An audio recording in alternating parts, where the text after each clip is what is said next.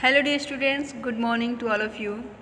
This is our first lesson, A Girl with a Basket, and in this lesson we have completed 4 videos, and this is the 5th video of this chapter.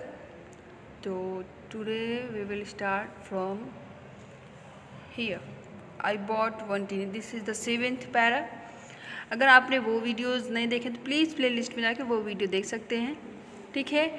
तो इसके पहले होता क्या है, हम लोग जान लेते हैं कि राइटर कुछ जो किसान थे उनके बारे में और जो रेफ्यूजीज़ थे उनके बारे में बताते हैं कि उनके भोजन में क्या था क्या नहीं था, ठीक है। फिर होता क्या है, राइटर कुछ सामान खरीदते हैं, कहते हैं I bought one tiny basket. Tiny मतलब होता है हल्का, आई बॉट मैं खरीदा एक हल्का बास्केट, ठीक है। मैंने एक हल्का बास्केट खरीदा फॉर फ्यू आना। टीनी छोटा हल्का भी कह सकते हैं। फॉर फ्यू आना, आनाज पहले के हमारे पैसे थे, ठीक है। तो मैंने कुछ आनों में एक छोटी सी एक हल्की सी बास्केट खरीदी और अनदर और दूसरा fruit basket for a bit more, उससे कुछ अधिक पैसे में था, तो कुछ और अधिक आनाओं में मैंने दूसरा फल रखने वाली टोकरी खरीदी। और क्या खरीदा, a beautiful waste paper basket for a rupee, और 1 रुपये की पुराने वेस्ट रद्दी कागज़ों से बनी हुई टोकरी, रद्दी कागज़ से बनी हुई टोकरी जो बहुत ही सुंदर थी, उसे मैंने 1 रुपये में ख़रीदा। ये सारे राइटर बता रहे कि उन्होंने क्या क्या ख़रीदा, ठीक है। और क्या ख़रीदा, a lovely swing basket for a rupee. तो कह रहे हैं a lovely swing basket, swing मतलब होता है सिलाई, तो यहाँ पे एक प्यारी सी सिलाई का सामान रखने की टोकरी जो सुंदर सी बहुत थी, एक सिलाई का सामान रखने वाली सुंदर सी टोकरी 1 रुपये में मैंने ख़रीदी। और फ्यू फैंस, और कुछ पंखे भी खरीदे फॉर एन आना और 2 अ पीस, मतलब 1 या 2 आने प्रति। ए पीस नहीं, आप कहते कि भैया 1 पीस कितने का, ठीक है, तो मतलब वही 1 पीस अर्थात प्रति पंखे 1 या 2 आने में मैंने खरीदा। माई आर्म्स वेयर फिल्ड, मेरे हाथ भर गए थे, मेरे जो भुजाएं थी वो सब भर चुकी थी। And I had not spend 50 cent, और राइटर कह रहे मेरा जो हाथ था वो भर गया था और मैंने अभी तक 50 सेंट भी नहीं खर्च किए थे। द चिल्ड्रेन पास, जो बच्चे थे वे बेच रहे थे, वे चले गए। शाउटिंग देयर वेयर्स, वेयर्स मतलब था जो सामान वे बेच रहे थे, अपने सामानों का नाम चिल्लाते हुए वे चले गए। अब कह रहे हैं आई वॉज प्रिजनर, मैं प्रिजनर था, मैं एकदम कैदी के समान था। क्यों, क्योंकि कम्प्लीटली सराउंडेड, मैं पूरी तरह से घिरा हुआ था। अनेबल टू मूव, और मैं हिल भी नहीं सकता था, और मैं हिलने में अयोग्य था, अर्थात मैं एकदम प्रिजनर के समान था। क्यों, क्योंकि मैं हिल भी नहीं सकता था। क्यों, क्योंकि मैं पूरी तरह से घिरा हुआ था, किनसे, उन बच्चों से, इसलिए मैं एक कैदी के समान था। अब इसके बाद क्या है, द मोस्ट डिलीजेंट, डिलीजेंट मतलब होता है परिश्रमी, एग्रेसिव मतलब होता है आक्रामक, आक्रामक मतलब जोर देकर कहने वाला, वेंडर मतलब फेरी वाला या फेरी वाली। Was a beautiful girl of 9 right in front of me, तो कह रहे हैं एक जो सबसे परिश्रमी और जोर देकर कहने वाली फेरी वाली थी, वो थी एक सुंदर लड़की 9 वर्ष की, जो ठीक मेरे सामने, ठीक मेरे सामने, इन फ्रंट ऑफ मी, जो ठीक मेरे सामने थी। तो कह रहे हैं जो सबसे परिश्रमी और जोर देकर कहने वाली, जोर देकर अपना सामान बेचने वाली फेरी वाली थी, वह एक सुंदर 9 वर्ष की लड़की थी जो ठीक मेरे सामने खड़ी थी।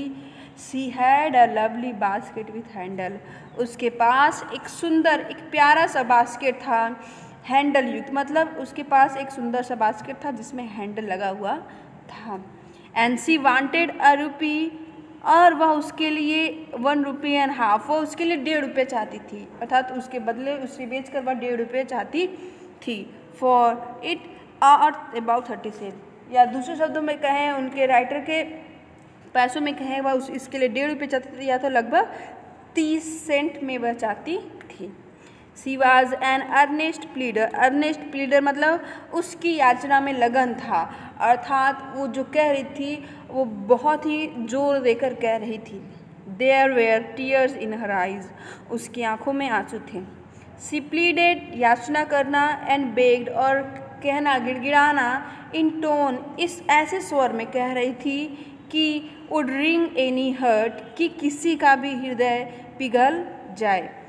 वह ऐसे स्वर में याचना कर रही थी, गिड़गिड़ा रही थी कि किसी का भी हृदय पिघल जाए, अर्थात राइटर का भी हृदय पिघल गया। आइए एक बार फिर से हम रिवाइज कर ले रहे इस पूरे पैरा को।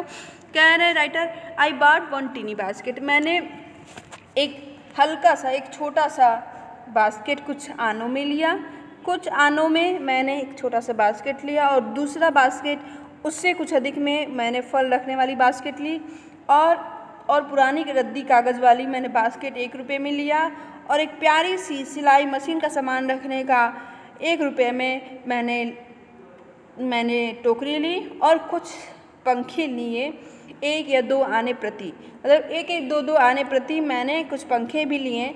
अब कह रहे मेरे हाथ जो है भर गए थे, और मैंने 50 सेंट भी नहीं खर्चा किया था।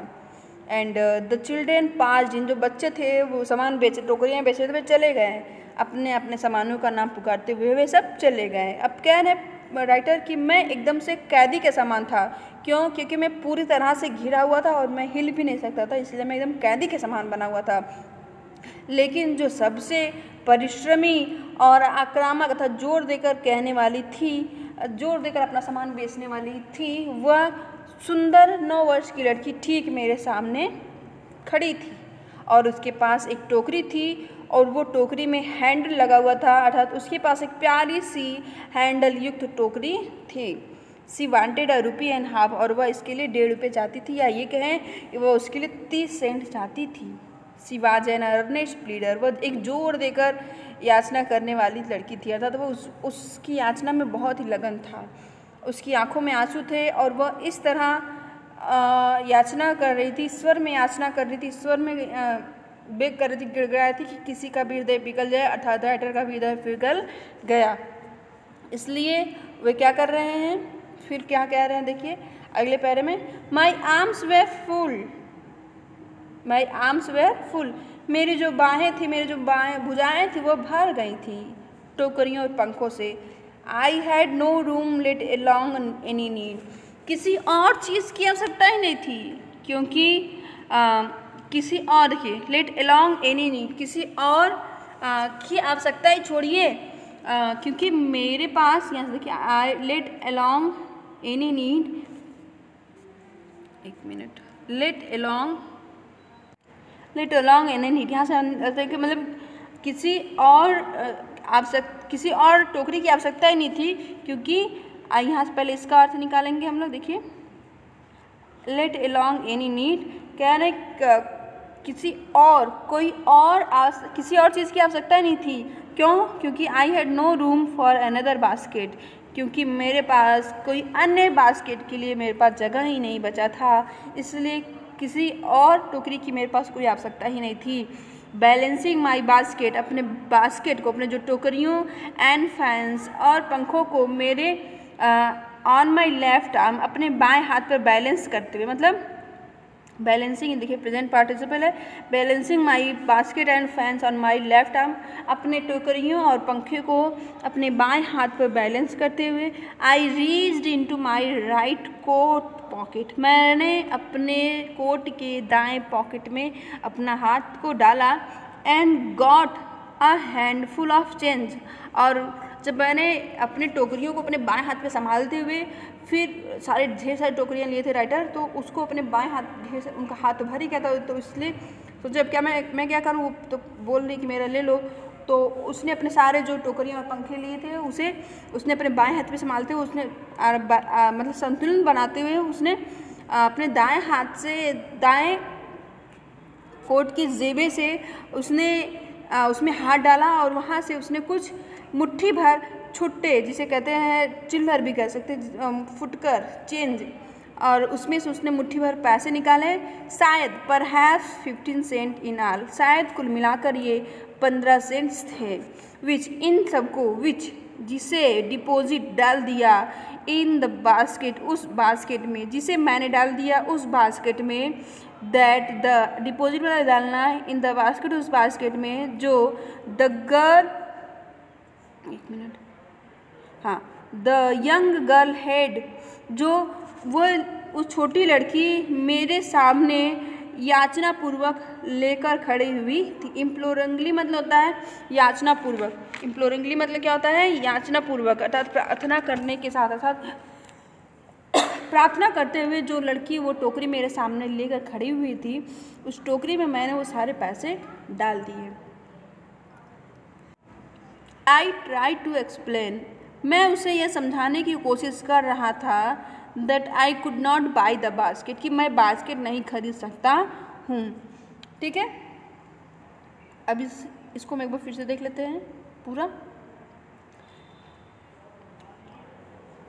यहाँ से देखते हैं, मेरे हाथ भर गए थे, किसी और कोई और टोकरी की आवश्यकता ही नहीं थी, क्योंकि मेरे पास किसी और टोकरी के लिए कोई जगह ही नहीं बची थी। फिर अपने बास्केट को अपने बास्केट और अपने पंखों को अपने बाएं हाथ पे संभालते हुए राइटर ने अपने हाथ को अपने कोट के दाएं जेबे में अपना हाथ डाला और वहाँ से उसने मुट्ठी भर छिट्टे लिए। शायद कुल मिला के 15 सेंट थे, जिसे मैंने उस टोकरी में डाल दिया जो वो लड़की प्रार्थना पूर्वक उस टोकरी को लेकर खड़ी हुई थी।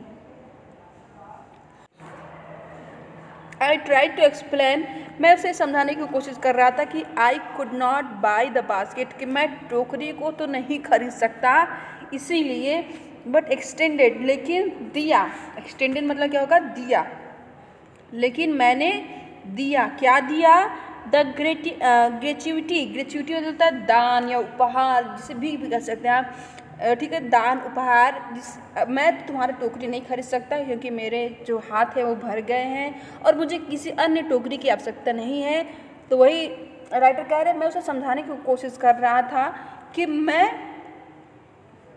राइटर क्या कह रहे हैं कि मैं उसे समझाने की कोशिश कर रहा था कि मैं कोई और बास्केट नहीं खरीद सकता इसलिए, लेकिन मैं दे रहा हूँ, मैंने दिया ये दान एज अ सब्स्टिट्यूट मतलब था बदले में, इसलिए मैंने बदले में, मैं तो खरीद नहीं सकता इसलिए इसके बदले में मैंने ये दान दिया। आई रियलाइज्ड, मैंने महसूस किया, तभी मैंने महसूस किया what offence I had given, कि मैंने क्या गलत काम, ऑफेंस मतलब है गलत काम, गलत व्यवहार, कि मैंने क्या गलत काम कर दिया है। This child of 9 dressed in rags on the edge of starvation. देखिए, रैग मतलब फटे पुराने चिथड़े भी कह सकते हैं। ये जो लड़की, दिस चाइल्ड ऑफ 9, ये 9 वर्ष की लड़की जो फटे पुराने कपड़े पहने हैं और एंड ऑन द एज मतलब किनारा या कगार ऑफ स्टारवेशन, स्टारवेशन मतलब होता है भूखमरी, और जो भूखमरी के कगार पर है और जो फटे पुराने कपड़े पहनी है, उसने अपने रेज्ड हर चिन, अपने ठुड्डी को ऊपर उठाया अर्थात अपने सर को ऊंचा उठाया, and reached into the basket, और अपने बास्केट में उसने हाथ डाला, and with all pride and graciousness of a lady, और एक महिला के पूरे गर्व और सम्मान के साथ handed the money back to me, उसने मेरा पैसा मुझे वापस कर दिया। There was only one thing, अब केवल एक ही चीज़ था, दैट आई कुड डू, जो मैं कर सकता था। कह रहे अब तो मेरे पास एक ही चीज़ करने को बचा कि आई बॉट द बास्केट, मैंने टोकरी खरीद ली।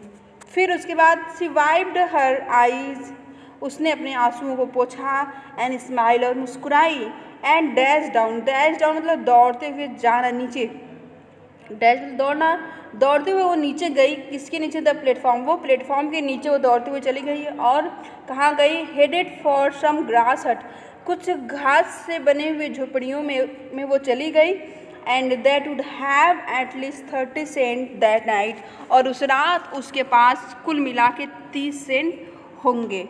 ठीक है, एक बार फिर से रिवाइज कर लेते हैं इस पैरे को, पूरा पैरा देख। कह रहे मेरे हाथ पूरी तरह भर गए थे और किसी और टोकरी की आवश्यकता ही नहीं, क्योंकि मेरे पास किसी और टोकरी को ख़रीदने के लिए मेरे पास जगह ही नहीं था। फिर उसके बाद जब वो पैसे वो मांग रही थी तो वो बेचने के लिए कह रही थी, तो राइटर ने सोचा क्यों ना, मैं तो ख़रीद नहीं सकता, मेरे पास तो पैसे ही नहीं, मेरे पास जगह ही नहीं है, इसलिए मैं इसके बदले में सिर्फ पैसे दे रहा हूँ। लेकिन इसीलिए अपने टोकरियों और अपने पंखों को अपने बाएं हाथ पे वो संभालते हुए उसने अपने हाथ को कोट के दाएं जेबे में डाला, पॉकेट में डाला, और वहाँ से उसने एक मुट्ठी भर रुचकारी जिसे कह सकते हैं, जिसे चिल्लर कह सकते हैं, जिसे चेंज कह सकते हैं, उसने निकाले, सिक्के कह सकते हैं, सिक्के निकाले, शायद कुल मिलाकर ये 15 सेंट थे, और जिसे उस राइटर ने उसको उस बास्केट में डाल दिया, जिसको पकड़कर वो लड़की याचना कर रही थी इस राइटर के सामने। फिर वो कह रही थी मैंने इसको इसलिए पैसा दिया क्योंकि मैं टोकरी नहीं खरीद सकता था, इसीलिए मैंने इसके बदले में उसे एक दान दिया। कह रहे मैंने तभी महसूस किया कि मैंने क्या गलत काम कर दिया है। यह लड़की जो 9 वर्ष की थी, जो फटे पुराने कपड़े पहनी थी और भुखमरी के कगार पे थी, उसने अपनी ठुड्डी को उठाया और अपने बास्केट में हाथ को डाला और पूरे एक महिला के पूरे गर्व और सम्मान के साथ उसने मेरे पैसे को मुझे वापस लौटा दिया। अब तो मेरे पास केवल एक ही चीज़ था करने को, और इसलिए मैंने टोकरी को खरीद लिया। उसके बाद उसने अपने आंसुओं को पोंछा और मुस्कुराई, फिर प्लेटफॉर्म के नीचे दौड़ती हुई चली गई। कहाँ गई? कुछ घास से बने हुए झोपड़ियों की तरफ। फिर राइटर कह रहे हैं शायद उस रात उसके पास कुल मिला के 30 सेंट होंगे, एटलीस्ट कम से कम 30 सेंट तो होंगे। आई होप आपको ये वीडियो पसंद आया होगा और आपको समझ में भी आया होगा। अगर आपको एक बार में नहीं समझ में आ रहा तो वीडियो को 1-2 बार देख लेंगे तो अच्छे समझ में आ जाएगा। Thank you.